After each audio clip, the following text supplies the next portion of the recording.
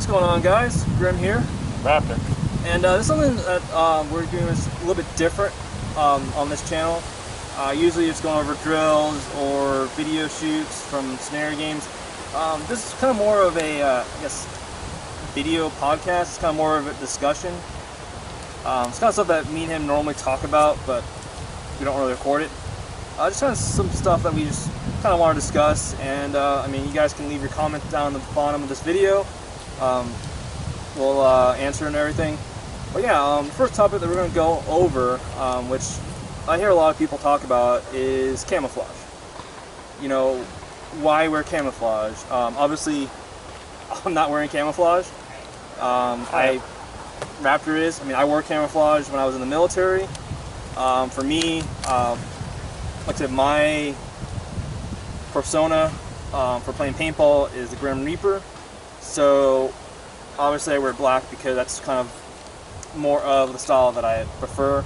It's also black is my favorite color, so it's his thing. Yeah. So it's just for me personally, that's why I wear it. You know, Raptor can tell you why he wears camouflage, but you know, it's everyone's personal preference on what type of camouflage they wear. Yeah, as you can see, I'm clearly wearing multicam. I prefer multicam, at least here in Florida, because a lot of the areas that we play in tend to be a mixture of dirt, dead leaves and twigs and bushes, and some greenery. And it's always a light green. It's never truly dark green until you're getting in maybe some of the deeper woodland areas up north. That's where it gets a little bit greener, or something like marine woodland or the Atex green and browns. That in that category might do a little better, but I prefer the multicam because I just feel like it blends in better. I've had plenty of people tell me that, you know, at a distance in the bush they don't need to see me. I've had people step on me, and that's without a ghillie suit. I mean, so, I faced him when we went to a field, was it out in Waxahachie? Yeah, it was out in Waxahachie. I honestly, the only reason why I saw him was because of the glare of his lens. I mean, he was wearing the same thing, and I wasn't able to see him until it was too late. I do that a lot. But yeah, no, to me personally, camouflage depends upon the location. If we were to go to, even though they probably won't ever allow it again, Camp Landing, that's a really urban environment. It's strictly urban with only some woods you can play in on the outside, and it's very limited. The whole focus point of the game is in the urban area where they do the training. He's actually been there for military training. I went there for a paintball event. It's really cool, but unfortunately, I don't know if it was airsoft or if it was paintball. One or the other side is to blame, and they don't allow us to go there anymore. It kind of sucks.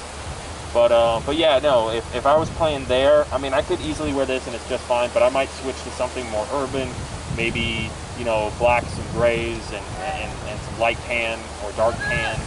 You know, this way, camouflage depends upon the environment you're going into. Obviously, I wouldn't wear this, and I know, well, he might wear black.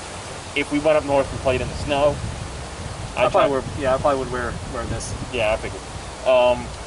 I would try to find, like, there's white multicam, there's that snow multicam that exists that's like lots of white with some gray, brown, and a little bit of green. I think that's a really great camouflage. But like I said, camo depends upon your environment. Wherever you're playing, match that environment. I've got some people who love to just run urban camo no matter where they go. That you know, that old urban camo from back in the day. I don't even know if any military force uses it, maybe in other countries. If you guys are not familiar with the urban camo, it's kind of like a gray, black, lighter gray. Yeah, it's like light gray, white, black. It should be posted somewhere in the, up here somewhere. I'll post what it looks like. It'll be somewhere over there.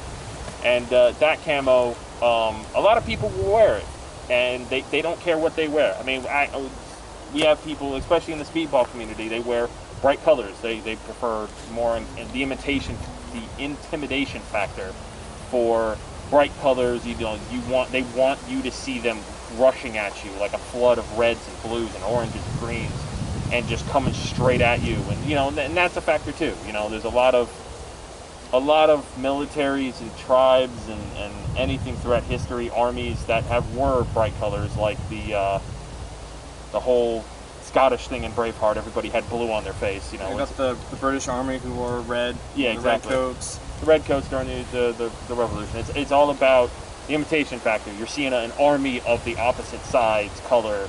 It's intimidating. So really, it depends upon you.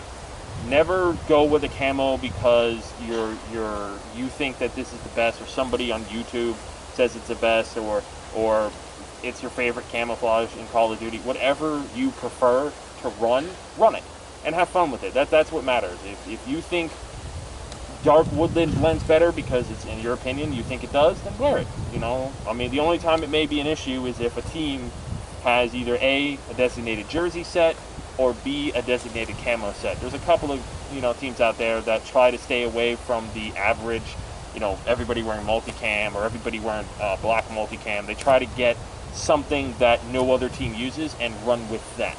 I know a team that specifically runs digital woodland because that's not a common wearing camo lap here. So it all really depends, you know. Like I said, I mean, I get a lot of comments about my outfit. About, you know, how can you wear black, and I mean, honestly, I have a combat shirt, I have, you know, pants that are lightweight. It doesn't bother me. I mean, my vest itself, it's very lightweight, it's breathable. It's just what I prefer. I like the look. I mean, if you guys are familiar with the Transformers series movies, the Nest team, pretty much minus the long tunic, but when I normally play, my outfit, everything from the vest, from the molly belt, from even the helmet, you know, it's all modeled off of the Nest teams. Yeah. So interesting factor is this. You play GTA 5. They just released a new update. They have this vest. It's kind of cool. Oh, they do? Yeah, they do. I gotta I'm get serious. back on. Get back on now. Go to one of the clothing stores and go to the vest. It's right there. I bought all 3 of them.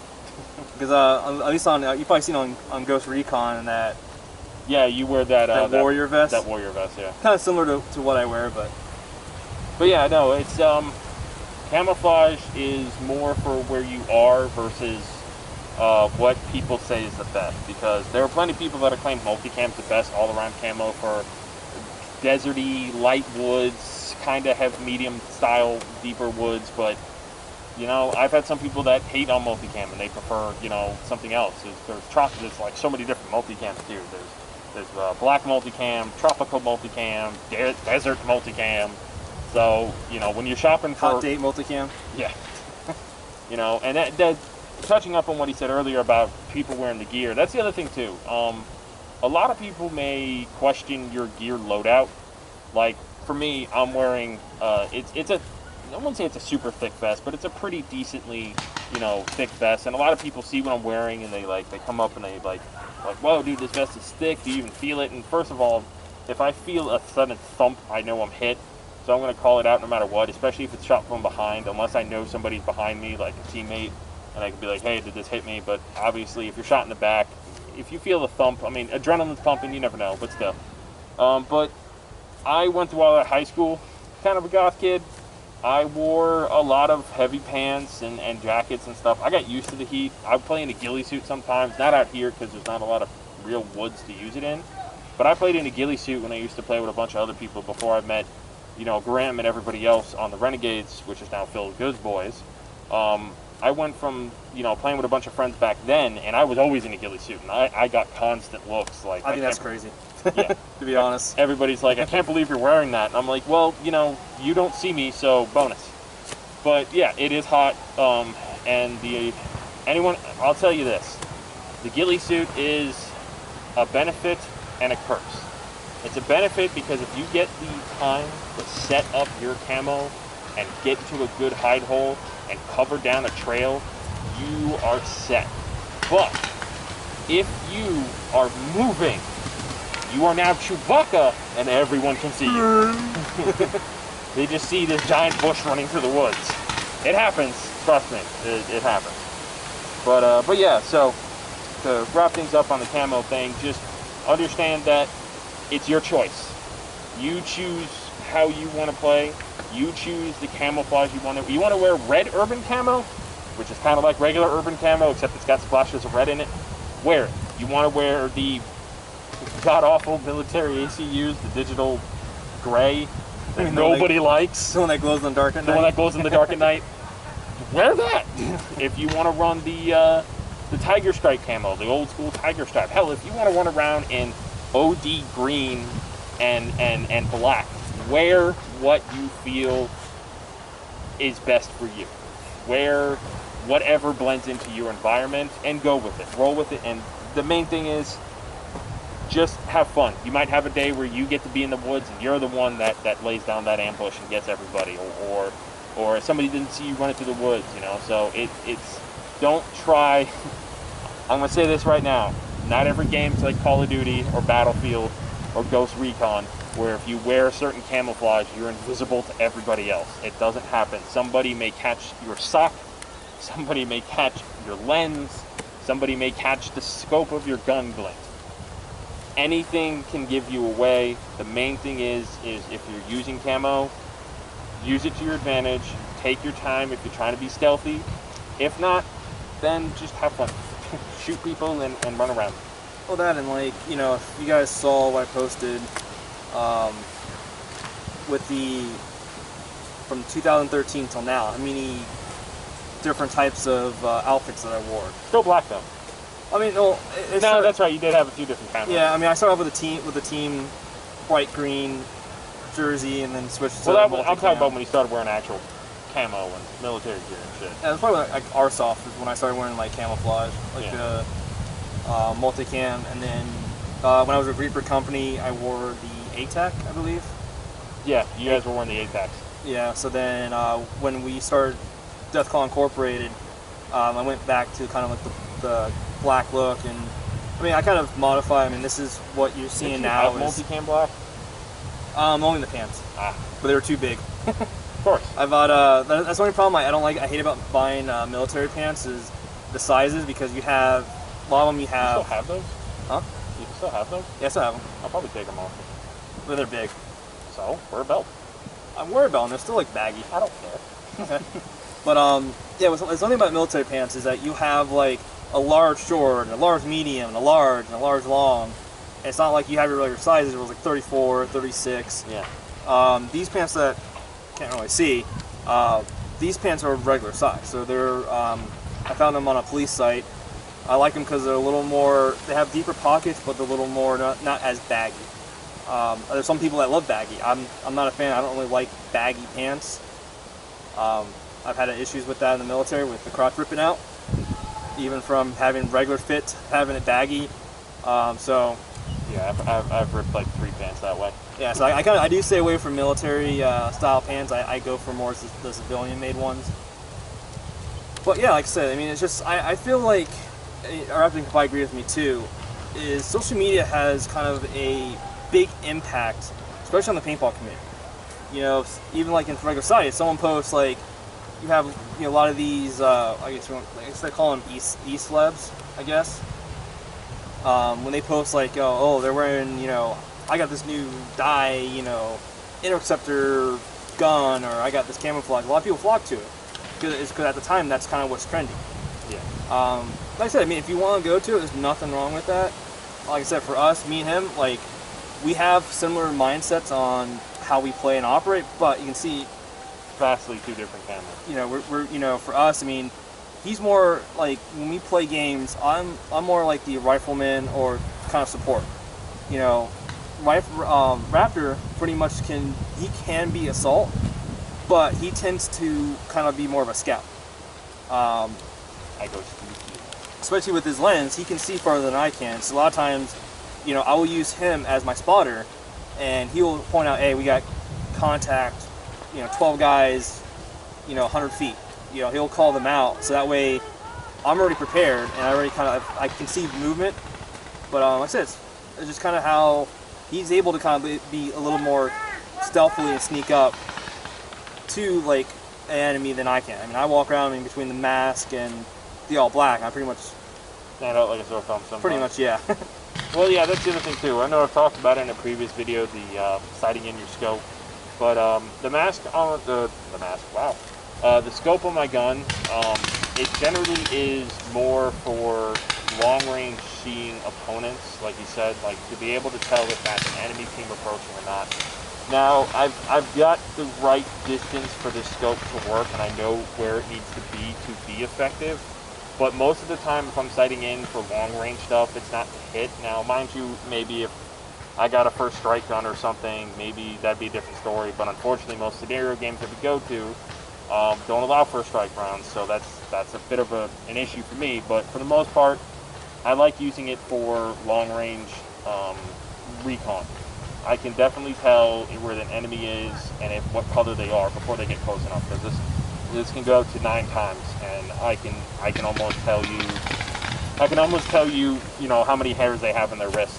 So, but yeah, no, it's basically scopes. Unless if you're using first strike rounds, that's a different story. That's a whole different category to talk about. But if you're using red dots or scopes on your gun, a lot of the time, especially if you're shooting round ball, a lot of the times it's more of giving you a point of aim to hit at, rather than it trying to be like a real life firearm where you're trying to put the crosshairs at the proper distance, you know, 300, 400 yards and stuff like that. You're not trying to do that with scopes and dot sights on your gun. You're mainly trying to give your marker a point of aim to hit. So that's why, like, we like running scopes. You know, a lot of people in the MagFed community and the scenario community, they like to run games or their guns with a type of scope, a red dot, and some people just prefer iron sights. As long as you've got a point of aim on your gun that you are more comfortable with, I prefer scopes. He likes dot sights. We got a guy on our team that runs iron sights. So it really just depends on what, you know, whatever suits you, really. Yeah, I mean, because the point, you know, you can put, you know, scope on it. You can put this high, you know, expensive barrel. It really boils down to is the paint. You know, you have, I mean, even some paints that are you pay good quality for. If the temperature's not right, if the wind's blowing, it's still going to throw your shot off. I mean, that's. I haven't shot it personally myself, but I hear Vulcan paint's great for MagFed, so, you know. What is the paint that they call it again? Or is it just Vulcan? I think it's graffiti, I believe. Yeah, graffiti paint, yeah. Yeah, I hear that's the good paint for MagFed. Me personally, I just use whatever I can afford around that's local. We don't have graffiti local, so. Yeah, I mean, I order my stuff off of Amazon. I think right now, I'm running. I just go to my local paintball shop and buy it for Mike. Mike's paintball, by the way. I'm too lazy. I know you are. You know, I live farther than that, and I still go to it. Yeah, no, Mike's paintball is probably like 10 minutes away, and I'm just like, do I want to go? No, I'll order online. The good thing he's not the real Grim Reaper, because then everyone would be dying. I mean, not dying. No one would be dying. Sorry. But so you brought your helmet. Yeah. So what we're gonna talk about too is, like I said, this is pretty much, this video is just kind of us just talking. We have some topics to talk about, but this is kind of the stuff that me and him just normally talk about. And I've seen a lot of people, I mean, run it is helmets. For me personally, I wear the helmet, well, for 2 reasons. One, to protect my head, because it doesn't look good if I come to work with a bunch of welts on top of my head, since I don't have any hair. 2, I can run my cameras on it, so I can film both the front and the side. 2, I'm also a 3. I can't count. Alpha, Bravo. I'm just so used to wearing a helmet in the military, so when I play but don't have a helmet on, it feels weird for me. But this is generally it's called a fast helmet. It's lightweight. You can see the top here is breathable. Has the rails on the side, so you can mount like cameras. As a front mount, you can mount a camera in the front. Real modification I did was I put a little pouch in the back. If you guys follow me and know that I have a lot of camera issues where I'm recording, I get a few good videos in, battery dies. So after, if some of you guys don't know, Wayne's World, I lost one of my cameras, and then the footage that we had our base invaded, and we were basically fighting them back. So all that footage that I had of that firefight, gone. Like, battery died, it was all wasted. So I basically bought a power bank. So here, and I have the cord already looped through my helmet. So when I'm playing, I can actually run the cord up to my GoPro, and that way it will eat through the battery bank first before it eats through the regular camera. That way I can actually record. If you're using these, like especially these fast type of helmets, there's really, I think there's like only like a few masks that can really... I4s, I think the Yeah. i5s fit too. Yeah, mainly just the, I found that only really the die i4, at least when I was Googling. I've seen some people wear helmets with their EVSs, but the Empire EVSs, but I don't know if it's the helmet was made to fit or if the mask was shaved down or something fit, because I have an EVS and I really like it, but if I try to wear, I have a helmet like that too, if I try to wear it, it just doesn't sit right and it ends up sticking out above. I know some of you probably have either A, tweaked your mask or tweaked the helmet, or maybe bought a larger helmet and see if that might work. But I don't know personally, but if I run my helmet, I run these guys, the Dye i4s. I enjoy these a lot. They're nice and light, and they cover the important bits. And I like that the ear area is covered, but it's got holes in it to hear better. Because I know some masks have like a complete muffle, and it's hard to hear. It's hard to hear. Yeah, I mean, one thing about this, with any of these helmets, you have to modify it. Some of them come with padding. Yeah. So I don't know if you guys can really see it. Probably not. They had padding here, which I removed. So that way, when I put it on, I'm not taking the hood, so. But yeah, so right now, with the padding and everything, it goes right over the mask, top of the mask, and it fits fine. I mean, obviously, when I play, I have the hood over it. But yeah, I mean, I can see perfectly fine. The helmet, you know, I can move my head back and forth. The helmet stays on. Like I said, when you get one of these helmets, you're going to have to modify it so that it can fit over your mask. It is a little work, but it doesn't only take that long. But these things are awesome. I mean, you can take a hit. I mean, you're going to hear, you're basically going to know when you get hit.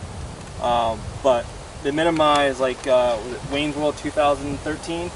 Raptor took 2 like almost point-blank shots in the skull. You said we weren't going to talk about it again. So he had like two devil horns pretty much from that. Yeah, I had one instance. If you ever played Wayne's World, you know what I'm talking about. But essentially, it's a half-destroyed church, like a small half-destroyed church. There's a couple of inside like little bunker areas, and me and a former teammate, not really former, but he moved to Texas with his family named Sharkbait.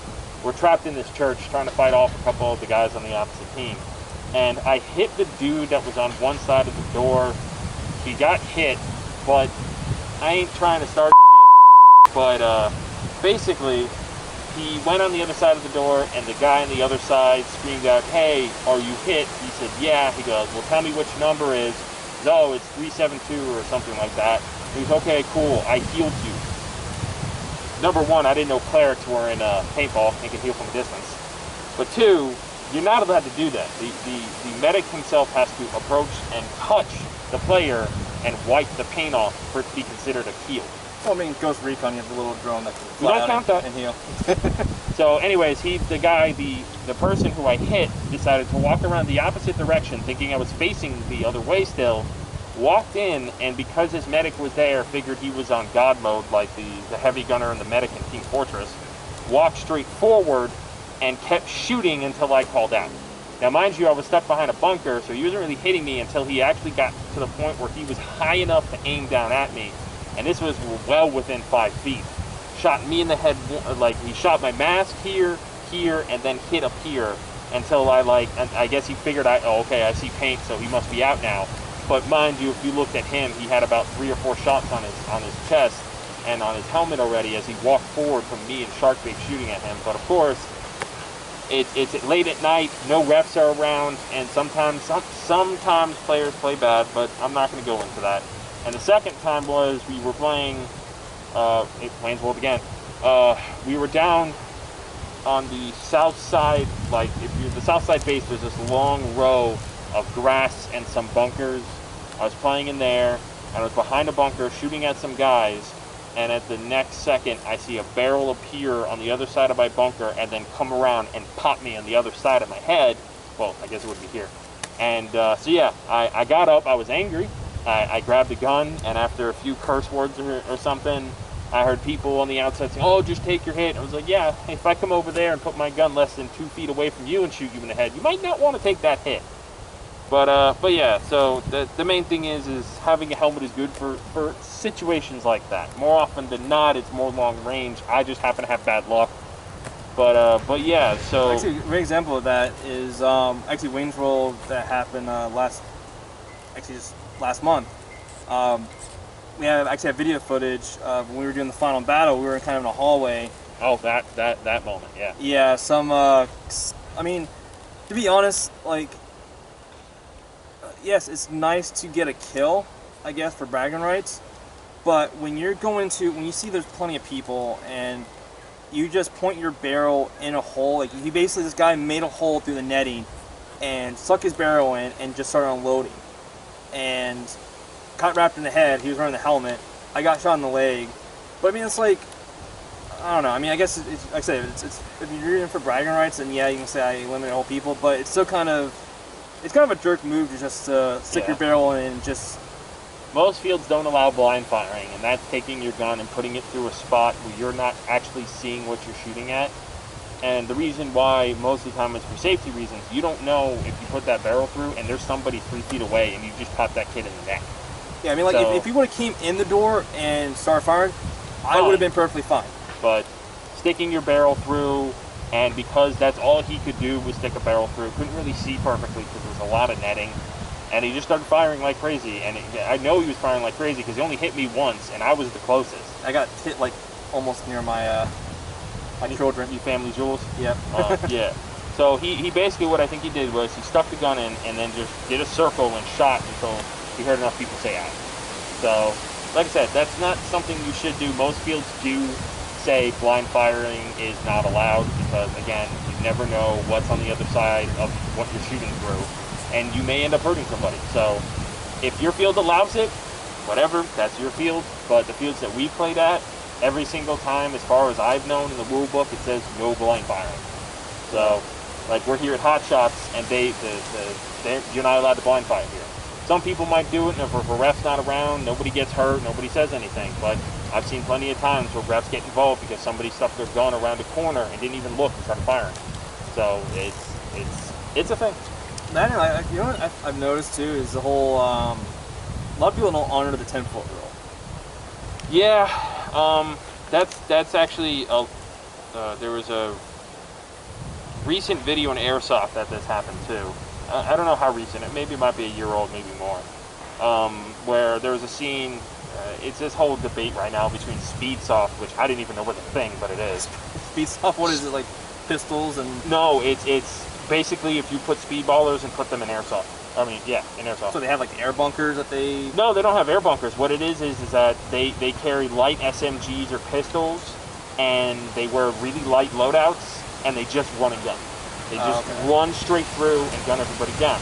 And you know what? That's a style. If somebody wants to play it, that's fine. But anyway, there's a video of Speedsoft versus Milsim. There was a bunch of Milsim players in Airsoft versus a bunch of Speedsofters.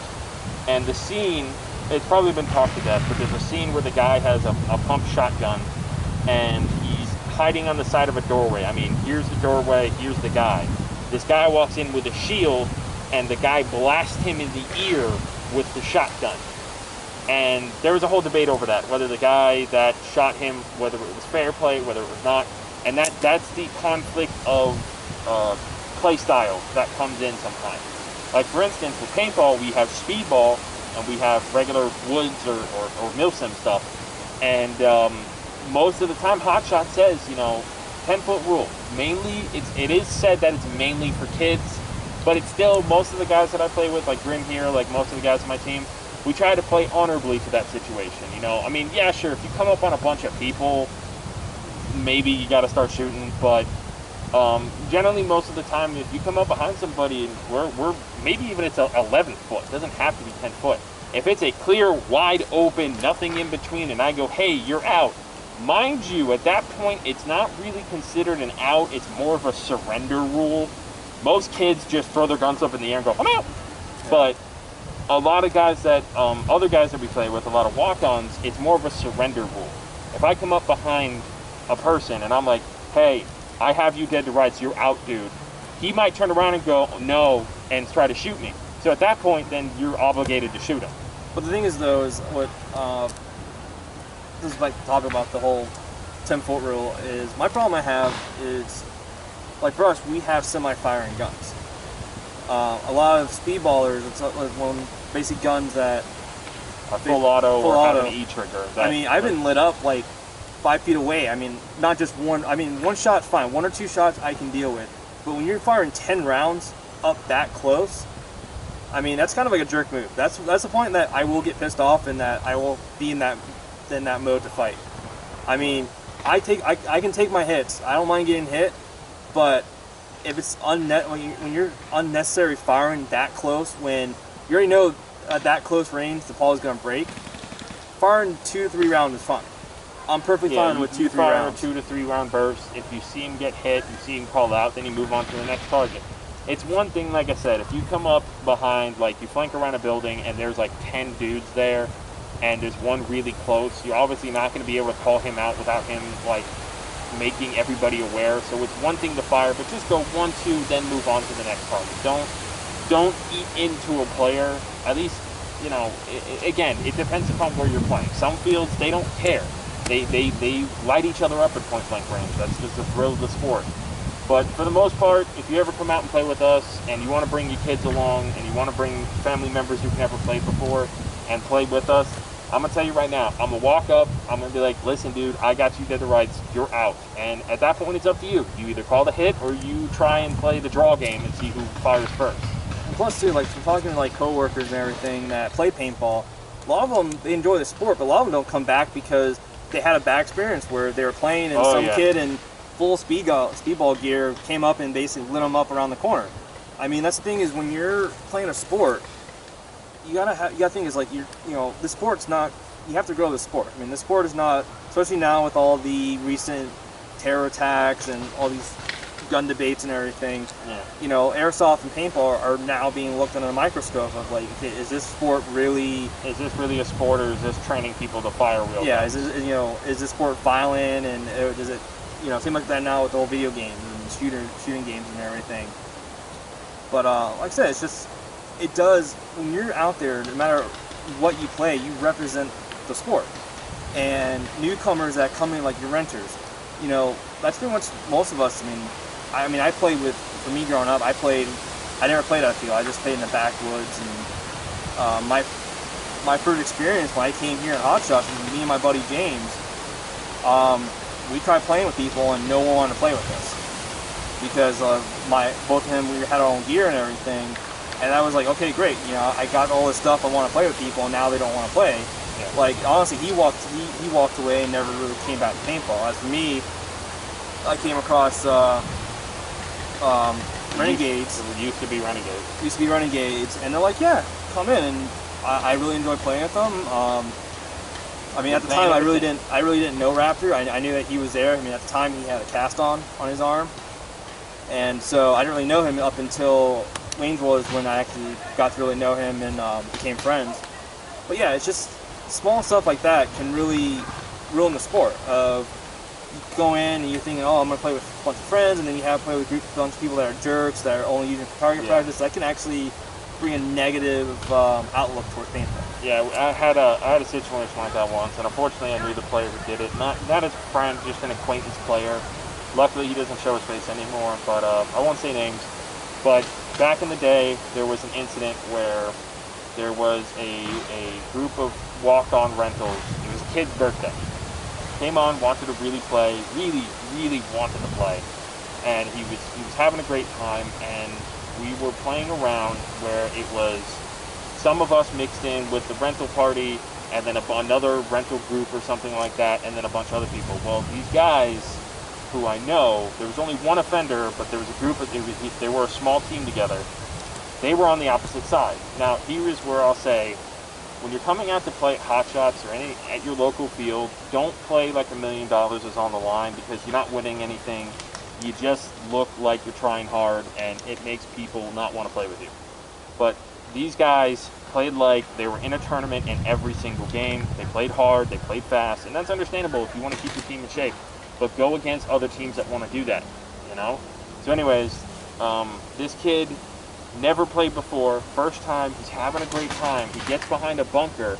This guy comes around, and if you're in speedball, you know what this is. If you've never played paintball or don't know all the terms, Bunkering is when you approach a player that is inside of a bunker and you come around the corner and you shoot them as you go by, or as you round the corner to them. And essentially, this guy shot this kid a total of 15 times in less than 2 feet. And what we talked about earlier. Exactly. 15 times. And it's not something against speedball. I will never blame the choices, bad choices of a few on the group as a whole. I don't speedball, we play just as well together with speedball as we do with MagFed players, just like we do with MilSim players. Everybody gets along when we play a scenario game, but in this instant, this guy, he was playing with a speedball gun and stuff, and you know, he was a speedballer, and that's where the term bunkering comes from. It's mainly from speedball games. And but again, I'm not blaming speedball. This guy came around the corner and just lit this kid up about 15 times, and the kid was crying out, just tears. We had to stop the game. The kid didn't want to move. His dad, I'm swearing that guy is so lucky, because that dad looked like he wanted to rip his head off. But he came up, got his son, got him off the field. You know, we walked off the field. This was before I met the Renegades, and I went to go talk to the guy and the kid and just be like, you know, because I wanted to tell the kid, listen, that's not all of us, man. That is one bad experience. I knew what was going to happen, and unfortunately it did. The kid never wanted to play again. His first time ever ruined because this guy had to play like $1 million was on the line.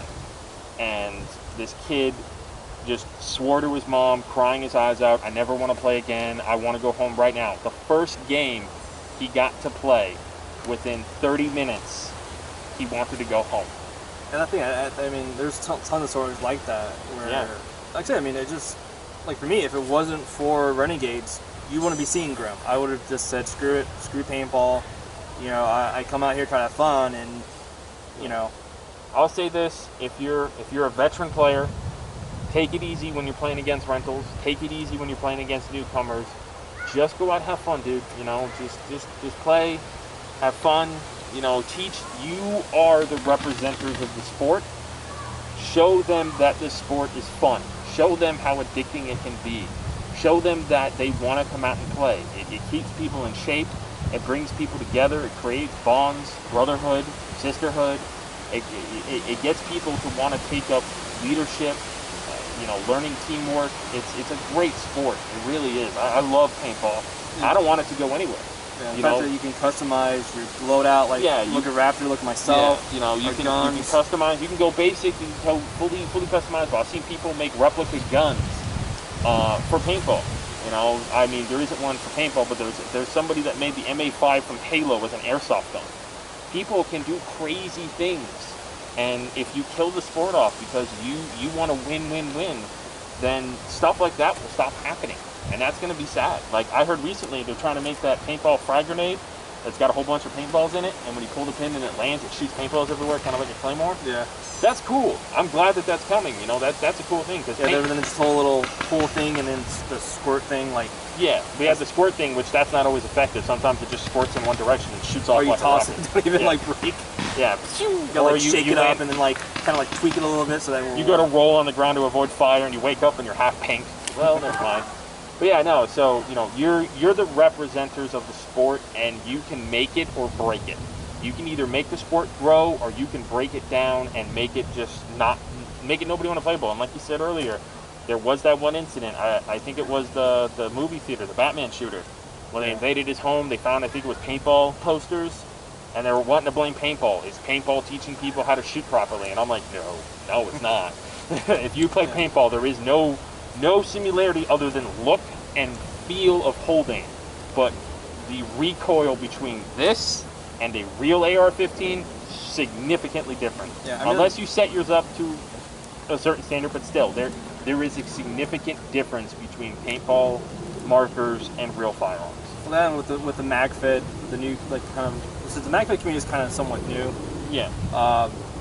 You know, that's another thing too. Most people especially from renters and everything who come in, they don't understand. They think this is an airsoft, not realizing this paintball. Goes to the magazine. I mean, obviously you can tell this is a little bit bigger than an Not by much AR-15. though. There's a lot of you know, it's mainly the barrel is what gives it away. Yeah. So The wide of the radius of the diameter of the barrel. I don't even know what I'm saying right now. The inside of the barrel with how wide it is, you definitely tell that that's not something an airsoft gun uses. But you know, the other thing I'll say is this: if you're a new player, if you're wanting to get into the sport and you're watching this video, don't always suspect guys like us, guys, you know, out there like that, are gonna be evil players. You know, I may look scary, but I'm a teddy bear inside. Not really, but I'm not. I'm like I said. I play very sportsman. yeah. Oh, you like my cuddle? No, I don't. But yeah, no, it's yeah. Like I said, our team is based on sportsmanship. Like Yeah. we will play with renters. We show them the same respect as we show each other. I'm not gonna overshoot someone. Like I said, for me when I fire, I usually fire 2 rounds. That's pretty much how I play. I usually aim for pod packs and vests. Yeah. Try to soften the blow. And then usually when someone gets me out and they get out too, I go up to them, I shake their hand, hey, great Nice job. shot. Yeah. You know, it means something. You know, it's something, especially for me who, you know, I've played for some time, to go up to someone and after get out and take their hand, you know, that means a lot. I mean, that's showing respect. Yeah, especially if it's like a new kid, new player. Maybe he's only played a couple of times. He's got his brand new gun and he's really having fun out here. But yeah, no, it's great that we, you know, like if that person who gets you out, you know, you walk up to him, you're like, hey man, good shot, you know, and they're like, oh, cool, thanks man, you know, that brightens somebody's day. But looks like people are going to be playing soon. Yeah, so we're gonna wrap up this podcast video. Like I said, if you guys want to comment down below. I'll answer them. You know, ask us what you want to see in the future in the next video. Like I said, this is pretty much something that's new that we're doing on this channel. So like I said, if you guys like the video, like we talk about random stuff about paintball, then feel free to comment. And I mean, that's pretty much it. Yep. So, see you guys later. Later.